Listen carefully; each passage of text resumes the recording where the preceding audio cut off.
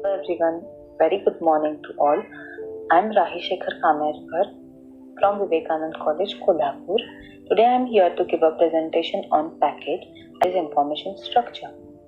On the second slide we will see what is package.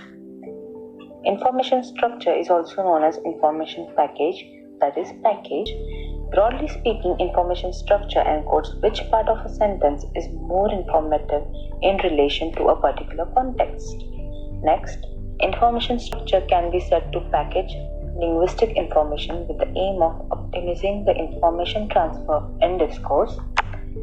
Fourth, here, package information is primarily concerned with how a message is sent rather than what the message is about. As an example, the packaging of a material in a shop begs to sell it more or to attract it more.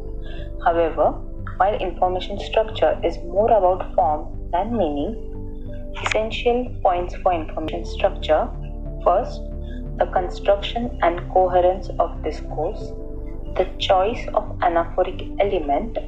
Here, anaphor in linguistics, it is the phenomena of an linguistic expression referring to another linguistic expression in the same discourse to avoid repetition. And third, also necessary for the interpretation of sentences. On the third slide, we will see linguistic means for information structure. There are a range of linguistic means that can encode information structure. Example, intonation, syntactic structure, and word order. First, intonation. In this, the example is Meghna only introduced Naisha to Urdu. I have written it in 4 forms where the stress has been given, but the context is same, but still can differ the sentence in different meanings. Second, syntactic structure. Here I have wrote 6 sentences. I'll read it for you. First, as for Raj, he lost his wallet. Second, he lost his wallet, Raj. Third, what happened was that Raj lost his wallet. Fourth, what Raj did was lose his wallet. Fifth, it was Raj who lost his wallet. And sixth, what Raj lost was his wallet.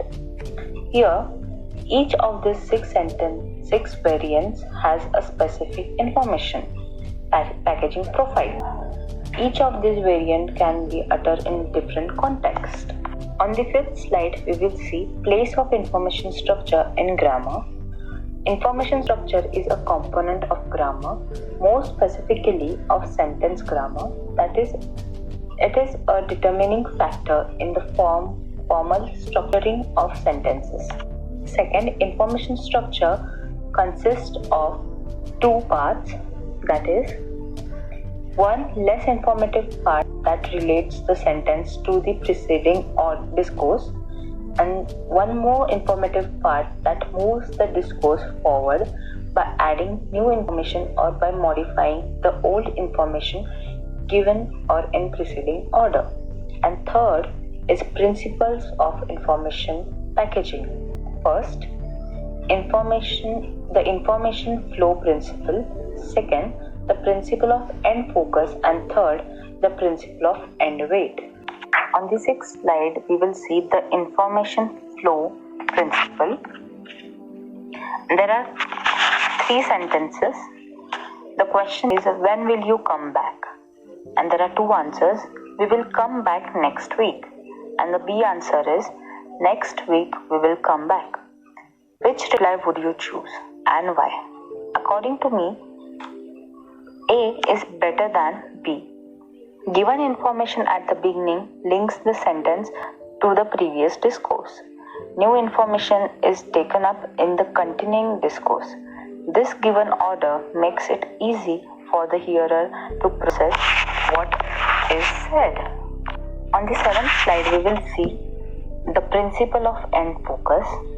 There is a sentence, tomorrow we will go to the museum. The A answer is, but it is the zoo that I want to see. And the B is, but what I want to see is the zoo. Here, the sentence B shows the end focus principle. A clause normally has at least one point of focus, which typically falls upon the end of the clause, end of the sentences. Third is the principle of end weight. If an utterance contains long and short parts, place the long part at the end of the utterance. Since new information often needs to be presented more fully than the given information, the end weight principle often works hand in hand with the information flow principle and the end focus principle. On the next slide, we will see types of information structure. First, focus preposing. This one she forgot. In focus preposing, the preposed part bears the main accent of the utterance. It provides hearer new information on a topic which is silent from the prior discourse. Second is inversion. Also starring in the show was John Smith. In inversion, two constituents occur in non-canonical position. This helps the speaker obey the general preference for presenting discourse old before discourse new information. And third is topicalization. On board were 3 linguists. Topicalization, a type of preposing, creates a connection to the prior discourse without highlighting the preposed constituents as hearer knew. Fourth is existential clauses. There is a dog in the pool. Existential clauses makes it possible to shift new information from sentence intentional subject position to the end of the clause. Fifth is subject extraposition. It is obvious that he is a liar. In subject extraposition, dummy, in it, canonical subject position allows the speaker to move heavy constituents to the end of the sentences. Next, continuing the types. Sixth, left dislocation. That job I gave you, it's the best one you have ever had. Left dislocation makes it possible to introduce and highlight a new topic while avoiding having it placed in the subject position. Seventh is right dislocation. They are still here, the people from the next door. Right dislocation is often used to specify an ambiguous referent. Eighth is it clipped. It was the French student who knew the answers. It clipped highlight new information after it or was. The highlighted constituent is followed by a relative clause which contains old information. Ninth is passive. The car was taken by Kim.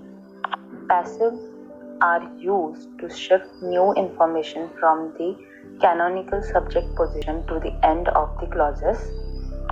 Last is pseudo-cliff, that is 10th one. What he did was crash the car.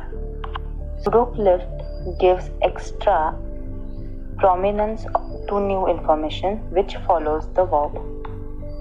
Next slide, that is 10th slide, is about conclusion. Main purpose of information structure or packaging. First, organizing and arranging meanings. Second, relating new meanings to old meanings. And third, facilitating the hearer's job to integrating new information with what is already known. Lastly, people talk for a reason. They want to share news, connect with others, inform, assume, or cause things to happen. Human languages are organized in ways that reflect the content and purpose of utterance, that is, the information that is contained in the words and structures that make up sentences. This organization is called information structure or information package. Thank you.